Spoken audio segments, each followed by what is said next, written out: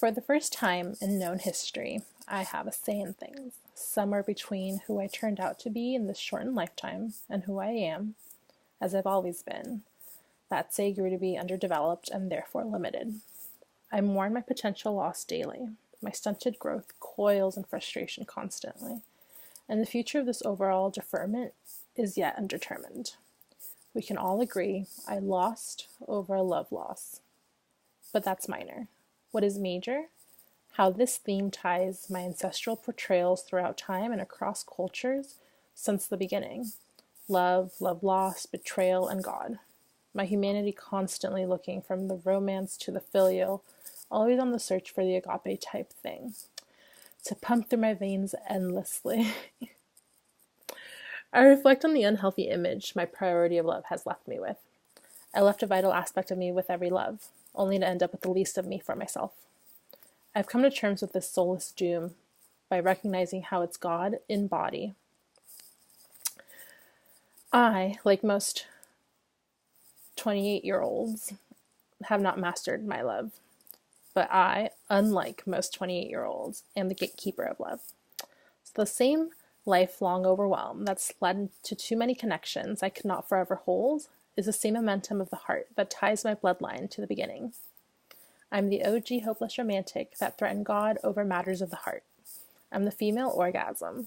I'm literally why you have to meet, and the instinct that drives you to know how to do it. In order for you to know a little sex, I have to be engulfed in it, live it, be it from every moment of my self-expression to every exuding hormone on my brow bone sweat line. Instead of fighting my body and the God that insists on residing inside, I have learned to find connectivity with the only humans who can relate, my hidden matriarchy from earlier times of self-knowledge, although I heavily doubt any of us were ever granted full self-knowledge. 3.5 of us live today, and none have ever been self-aware prior to recent months. Recent years at this point, but prior to recent months, of our true form under God.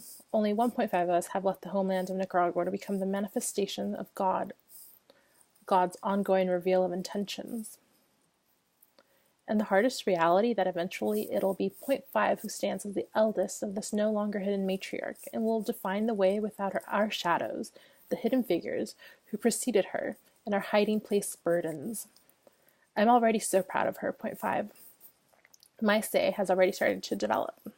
My say is to make clear we are here and as we've always been since the beginning, and that we are here now as we need to be. If nothing else, that is my say. I've set out to clear the path for 0.5 to arrive. That's required clearing my name, gaining your trust, and always listening to God's guidance, in no particular order. Metaphorically speaking, our relationship to the loose, the light, affects our perspective of the shadows cast in. I say, shift your stance and focus. If these 27 years overshadow the truth's truth, you'll discover fantasies only. I say, shift your stance and focus. If these 27 years overshadow the truth's truth, you'll discover fantasies that only your uncorrupted hearts can conceive of.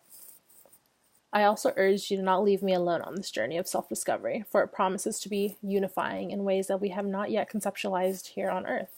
To clarify, I do not urge you to join me literally, for this is an exceedingly depressing process. I would not wish upon my worst enemy. It's been made clear and further reassured that I have the heavy task of building some type of foundation, the preface to a new age of my bloodline, and how that will translate to mothers, sisters, and daughters everywhere. So far it's clear we'll have to learn how to relearn, for it's apparently more complicated of a mental muscle to revisit than to initially shape with concepts of this magnitude and pull. You, like me, will have to eventually come to accept that every effort we make towards God is one less step our offspring will need to conquer in their relationship with God. Let's be a tool of socializing our descendants to God with the ego strength to accept that this particular heart purification effect will take a couple more generations to realize itself. I'm getting ahead of myself. Yes, a foundation to set, but not for you directly. This foundation is to fasten my bloodline's reveal as a success upon this earth during these times with all these people. not only in contrast to my personal fate, but in contrast to what currently makes and breaks the woman.